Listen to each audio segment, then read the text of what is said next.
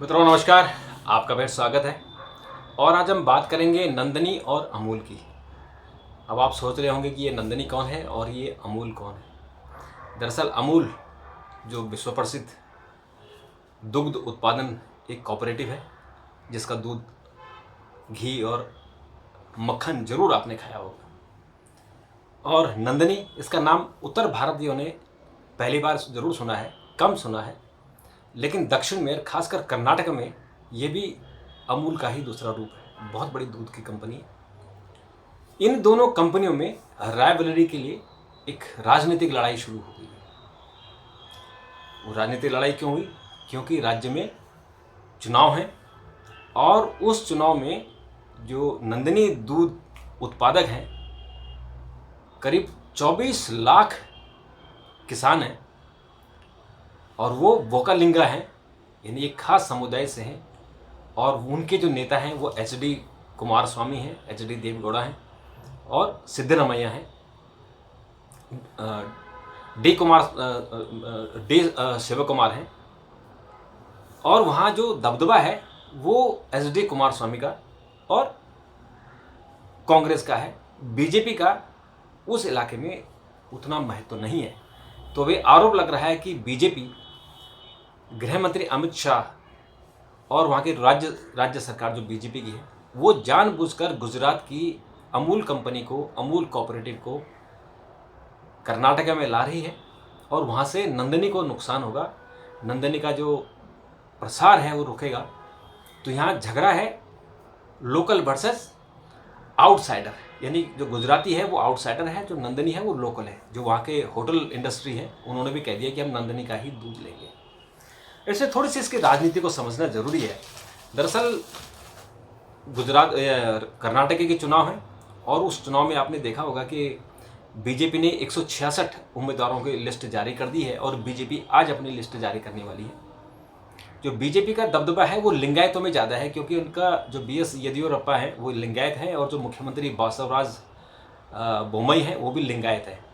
तो लिंगायत ऊपरी बेल्ट में यानी उत्तरी कर्नाटक में भाजपा को समर्थन मिलता है और जो दक्षिण कर्नाटक है, मैसूरू है, ओल्ड मैसूर है, उसमें एच.डी. देवेगौड़ा और कांग्रेस को समर्थन मिलता है।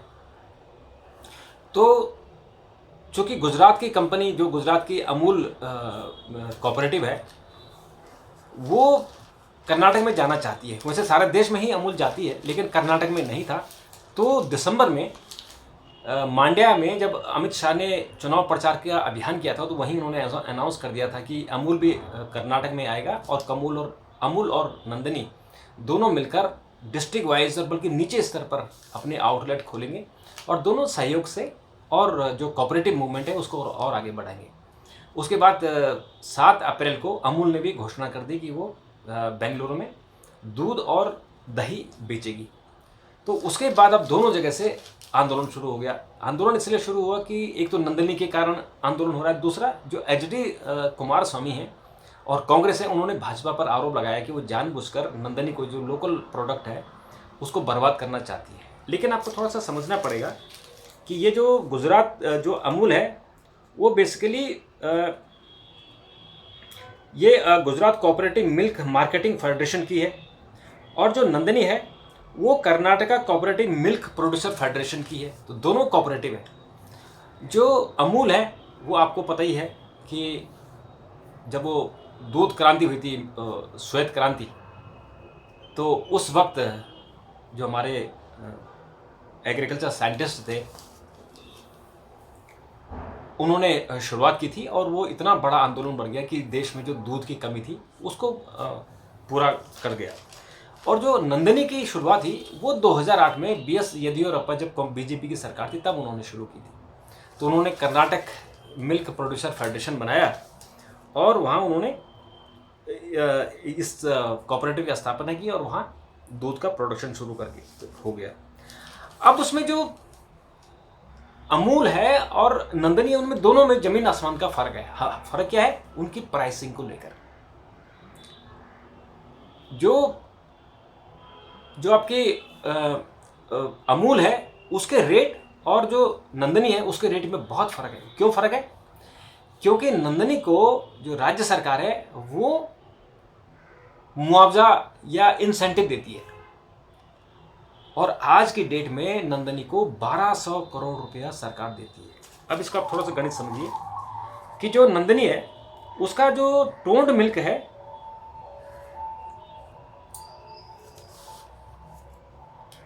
वो करीबन 39 रुपये का है।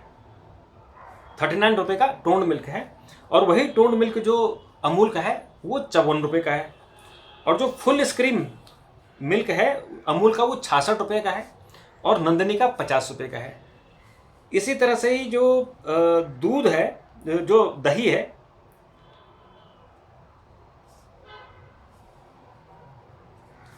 दही में और जो 30 रुपये किलो है नंदनी का और जो अमूल है उसकी दही करीबन 65 से 66 रुपये प्रति किलो है। तो रेट एक दो बहुत ज़्यादा है। यानी अगर अमूल कर्नाटक में जाता है तो इतना रेट, यानी कोई 39 रुपये का 39 रुपये का दूध 54 रुपये का क्यों खरीदेगा? सीधे सीधे आपके 15 रुपये महंगा कोई नहीं खरीद सकता। 1-2 रुपये कोई खरीदे तो समझ में भी आता है। अब इसमें जब जो BS येदियुरप्पा हैं, जब वो CM बने थे 2008 में और उन्होंने ये शुरुआत की थी, तो उन्होंने सभी जो दूध प्रोड्यूसर है यानी किसान हैं, जो जिनके गाय हैं, उनको कहा कि पर लीटर 2 रुपये आपको इंसेंटिव देंगे। तो उन सभी लोगों ने दूध का उत्पादन किया और कर्नाटका मिल्क प्रोड्यूसर एसोसिएशन यानी उस कोऑपरेटिव को दूध देना शुरू कर दिया। तो उसके बाद से ये जो इसका जो प्रोडक्शन है वो बढ़ा। और उसके बाद जब ये कांग्रेस की सरकार आई तो उन्होंने उसको बढ़ा के 2 रुपये और बढ़ा दिया। और जब मतलब उसको बढ़ा के 5 रुपये कर दिया, 2 रुपये को बढ़ा के 5 रुपये किया। और जब ये 2019 में येदियुरप्पा दोबारा आए तो इन्होंने इसको 6 रुपये कर दिया। आप सोचिए कि जो सरकारें 2 रुपये से बढ़ा के इंसेंटिव को 6 रुपये कर दें, पर लीटर किसानों को दे, उसका क्या मतलब है? उसका मतलब ये है कि उनको इस पूरे जो दूध का कारोबार है उसमें बहुत बड़ा वोट बैंक नज़र आता है। अदरवाइज सरकार क्यों इंसेंटिव देगी? तो इसको इंसेंटिव दिया और इसके कारण जो सरकार के ऊपर 1200 करोड़ रुपए का बोझ पड़ता है। अब ये 1200 करोड़ का बोझ पड़ा। अब इसका जो राजनीतिक महत्व है उसको थोड़ा समझने की जरूरत है कि ये जो दूध प्रोड्यूसर है उनको आप देखिए कि पूरे जो KMF है, कर्नाटका मिल्क प्रोड्यूसर फेडरेशन, उनकी जो आमदनी है वो 20,000 करोड़ से 22,000 करोड़ के बीच में, यानी टोटल इनका कारोबार है। और ये जो मांड्या से लेकर और कर्नाटक के करीबन 120 से 130 कंस्टिट्यूएंसी में इनका प्रभाव है। और ये पर डे करीबन 24 लाख लीटर दूध प्रोड्यूस करते हैं। 24 लाख लीटर नहीं, 24 लाख किसान हैं जो करीबन 74-75 लाख लीटर पर डे दूध प्रोड्यूस करते हैं। तो ये अगर हम साइज़ देखें तो अमूल का साइज़ बहुत बड़ा है, बहुत बड़ा कोऑपरेटिव है।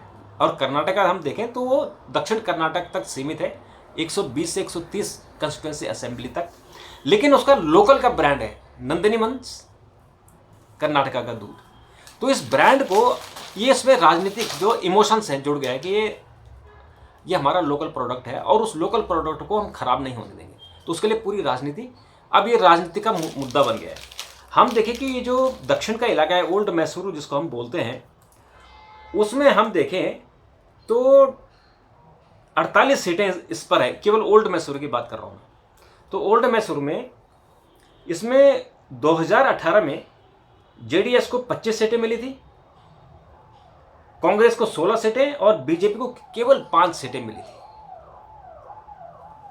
तो इनको ऐसा लगता है बीजेपी को कि चूंकि यहाँ इनका वोट बैंक कम है तो उन्होंने वोकालिंगा को, क्योंकि ये वोकालिंगा है, उत्तर कर्नाटक में लिंगायत है और साउथ कर्नाटक में वोकालिंगा है, तो वोकालिंगा को खुश करने के लिए बीजेपी ने क्या किया कि जो मुसलमानों का आरक्षण था 4%, उसको हटाकर 2% लिंगायत को और 2% वोकलिंगा का बढ़ा दिया था। यानी लिंगायत का अब जो है 6%, 7% हो गया, और जो वोकलिंगा है उनका 5% हो गया।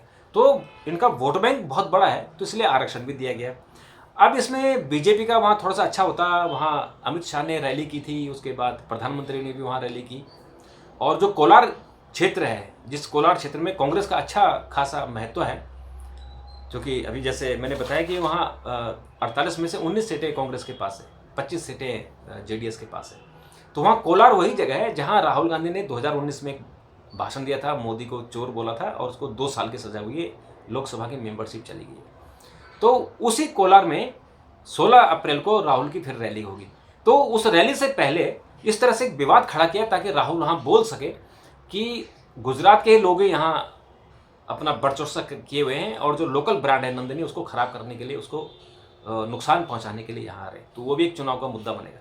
तो ये नंदिनी वर्सेस अमूल, ये बेसिकली दोनों कोऑपरेटिव हैं, दोनों आगे बढ़ें, लेकिन राजनीतिक कारण से, जो राजनीति हो रही है उसके कारण से ये एक सरफेस पर आ गया है, और इसका राजनीतिक फायदा उठाने के लिए राजनीतिक दल कोई कोर कसर नहीं छोड़ रहे। तो मित्रों, आपको कैसा लगा?